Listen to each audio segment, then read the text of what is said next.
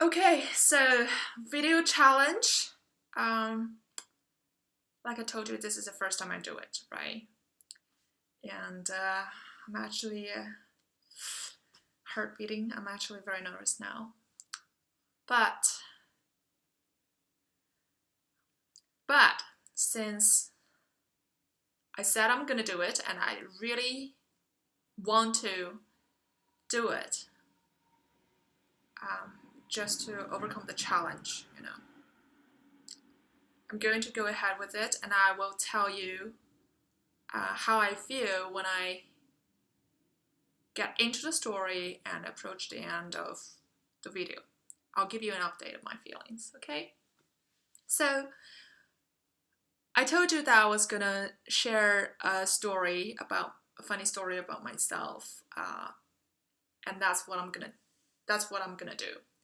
Um, the story actually has a lot to do with my husband, and I don't know if he is 100% okay with me sharing this. I think he'll be fine, I guess. So I'm just gonna go ahead and share the story with you, okay?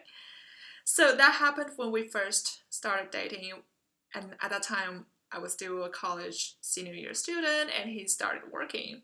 So we were quite young back then, and when at that time when we dated, we usually went to a very nice restaurant and have some good food and do something standard, right? And try to show the fun part, the nice part of ourselves to each other. That was really the whole purpose of those dating events.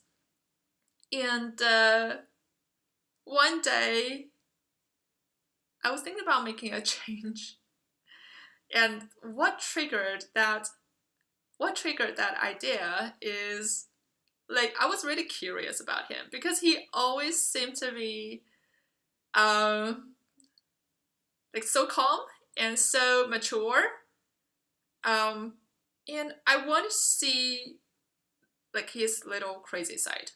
Okay, and I wanted to see what is really going on under the surface level to get to know him more, mostly. So I proposed to him that instead of meeting in a restaurant, let's meet in a bar instead. So we went to a bar on 6th Street in Austin, which is pretty much a street bar. So we got into this bar and we sat down, and I ordered a glass of red wine for me, and he ordered like two things: one like this big jar of beer, and a Coke for himself. And 5 minutes later, the waiter came to us, bringing our order, and right after he turned around, my husband my husband started to push that beer towards me, and I was like, "What are you doing?" He said, "Well, I don't drink alcohol." And I said, "Then why do you order to start with?" And he said, "Well, um, I'm the guy here, right? So if I don't order anything, and the waiter came over to see you're the only person drinking and you're the girl, he might look down upon me. I don't know. There must be some weird thinking about me. So I'm ordering for you." And that was quite shocking. And I never had those idea. Like that was the first time I heard an idea like that. And I didn't believe that was all he was about, to be honest. So after this first bar, I took him to a second bar, and then the third bar, and the fifth bar, and the sixth bar. I think we went to sixth bar together because I didn't remember anything afterwards. Uh, when by the time, I don't know, at that night, during the night, I probably had 12 or 13, um, 12 or 13 different cocktails. Because in the bars later on, we were having stuff like Long Island iced tea, like mojito. So, long story short, I passed out in the sixth bar. We went together, and about 30 minutes later, I woke up and I realized that I was in the car, in the front seat, and the door next to me was open, and this guy was standing outside of the car. in one hand he was holding a big bottle of spring water, and he was splashing the water onto my face. And that's what got me wake up. And I asked him, "What are you doing?" And he said, "Well, I tried to wake you up and try to poke you, but you wouldn't wake up. So it looks like this method has worked, right?" And I was like, "You can just pull me out of the car and carry me onto the second floor." And the thinking is that wouldn't that be romantic, right? And he said, "Well, you're too heavy and I couldn't do that. And I was afraid that you're going to get stuck somewhere." And back that time, I was 112 pounds. I lost all the 50 pounds. And I wasn't very happy, but knowing that he is an engineer and they can be a little bit like too blunt than they want to, right? So I forgave him. A few minutes later, we were back in the apartment, and that was the time when I started to feel all the physical reactions after all the alcohol. I started to feel the dizziness, and I also wanted to throw up so badly, but I couldn't for some reason, and that feeling was awful. Then about a minute later, he came to me and brought me this whole bowl of a mixture of pretty much ice cream, grapes, and what is the other thing? Oh, minced ginger. So he wanted me to drink, to eat, to have it all. I didn't question him a bit, primarily because I was pretty drunk. So I had everything, and I think within 1 minute, I got relieved. Everything just went out, and it felt so great. So, and then later I asked him, what was it for? Why would that help? And he told me, you get this grape which has a lot of acidity in it, and you also have ice cream which have lactose in it. I know you're lactose intolerant, and you also have this ginger in it which has XYZ effect.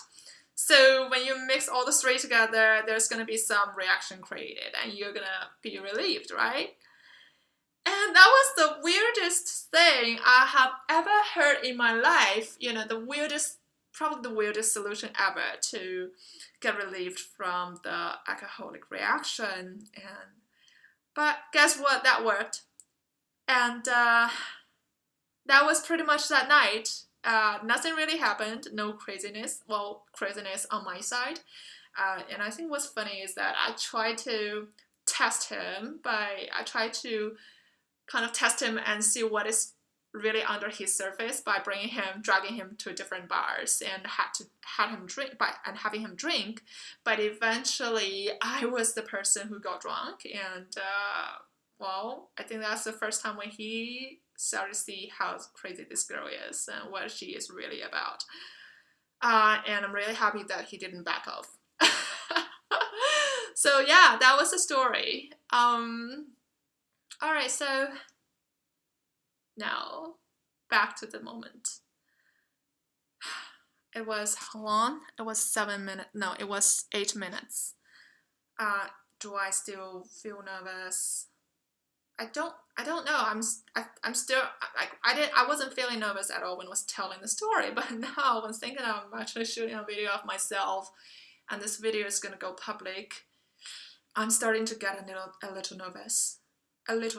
But it's much better than what I was thinking to start with. So I guess it's not so terrifying, and I guess it's just about sitting in front of the camera, turning it on, and starting the process. And what excites me the most is what excites me the most is two things. First, I am finally overcoming. No, I have finally overcome this crippling fear of taking a video of myself, because it's been so long since. I think it's more than a year when my friend Jessica first, she's a TV presenter, and she asked me to do this. I'm like, I don't know if I can do this. And but the thought has always been there, but I've never done it. By finding different excuses, like I told you earlier in the article, But now, I think I crushed the fear, so I have no problem doing more in the future. Now, the second thing that got me so excited is that eventually, instead of just sitting there, in a little room on a desk writing to you my words, I'm actually, for the first time, talking to you face to face. And I hope you enjoyed that story, and I hope you enjoyed listening to me. And I also hope you enjoy the rest of the article, the rest of the email I'm writing to you now. All right? And you have a good day, and see you later. Bye.